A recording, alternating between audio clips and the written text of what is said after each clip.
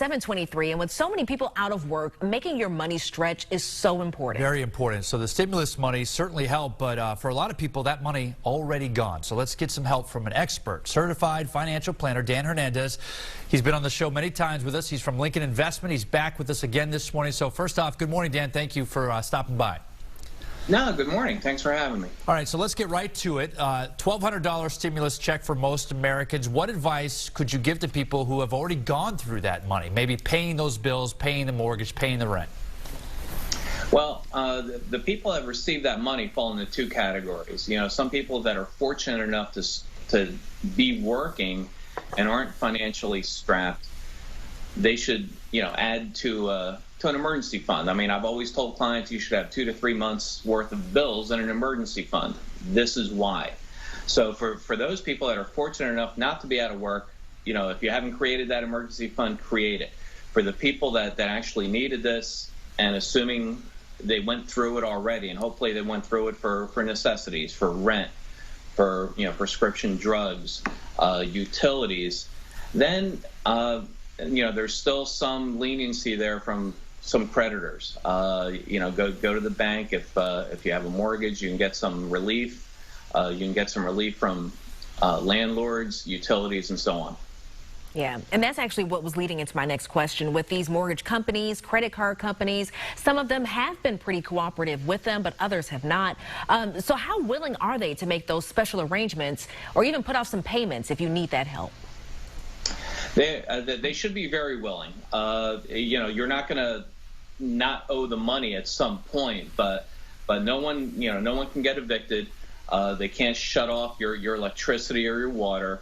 So for the most part, from what I'm hearing and what I'm reading, they should be very, very forgiving for now. I mean, you're not getting out from owing the money. You just don't have to pay it right now. That's good news. But Dan, real quick, as a follow-up to that question right there, we've done a couple of stories where it says that some of these companies will allow you or be forgiving of your payments as long as you provide some information. What sort of information are you being asked to provide? Do you have to provide that you're being laid off? What are people going to have to show? They're going to have to show that they've been affected by this crisis, that they're out of work, that their hours have been reduced, that they in fact have other bills that are due. So yeah, this forgiveness is for people that have been affected, and you have to show that, and usually, possibly a letter from your employer saying that you've been furloughed or your hours have been cut. Okay.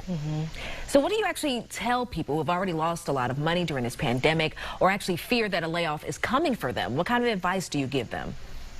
Well, if they haven't been affected yet, but it could still be coming, again, if they received the stimulus money, the $1,200, put it away. I mean, this is, the reason they're doing this is to give people some relief.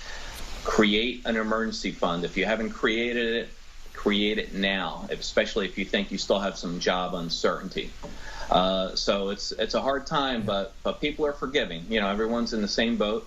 And for the most part, creditors, banks have been understanding, but pay the necessities first, and you're going to have to get relief from those that can accept it.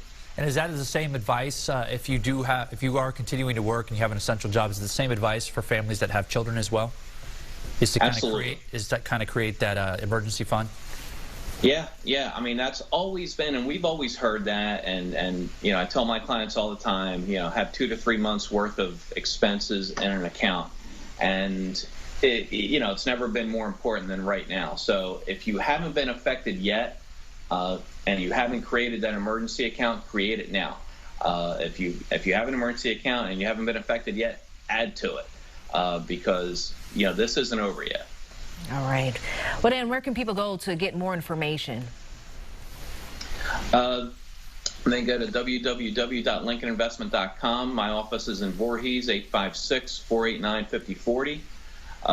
And yeah, this is not, this isn't over yet. I mean, things are looking up, but, we still got a long road to hoe. Absolutely. Good advice there. Keep looking towards the future. Appreciate your time, Dan. Thank you. Yeah, thanks for having me, guys. All right.